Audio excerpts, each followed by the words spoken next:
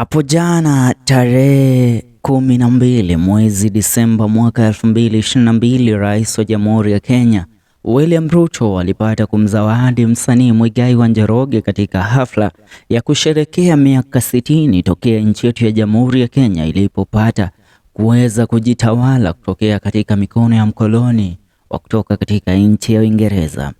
Muigai Wa Njoroge ni moja kati ya wasanii maarufu na tajika sana katika eneo la Mlima Kenya. The Kikuyu gospel musician Muigai Wa Njoroge was yesterday honored with the prestigious title of Order of the Golden Worrior (OGW) by the government led by President William Ruto on Republic Day. The announcement was made during a special ceremony yesterday where Muigai was recognized for his outstanding contribution to both the government and the community around the Mount Kenya at large. In a heartfelt message shared after receiving the title, Muigai expressed his gratitude to President William Ruto and His Excellency Rigathi Gachagua for acknowledging his effort and dedication.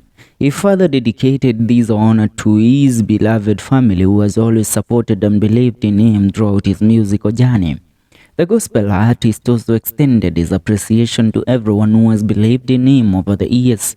He acknowledged the unwavering support of his followers who have never given up on him and have continuously stood by his side. Muigai was recognized as the go-getter in society who persistently fight for the rights and strive for a better future.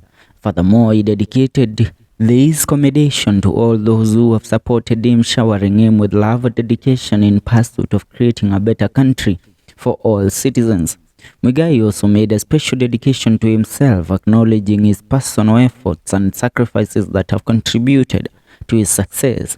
Lastly, he dedicated this honor to the future generation, emphasizing the importance of standing up for what is right and creating a conducive environment for everyone in the country. Muigai concluded with a message with a heartfelt blessing, extending his wishes for the blessings of God to be upon all. Now, quoting Muigai's message to President William Ruto yesterday after being given the award of OGW, Order of the Golden Worrior Award, he says, special dedication to the head of state William Samoei Ruto and His Excellency Honorable Rigathi Gachagua for honoring me with the commendation of Order of the Golden Worrior. Thank you for recognizing my efforts and input for the government and community. I dedicate this glory to my family for always believing in me.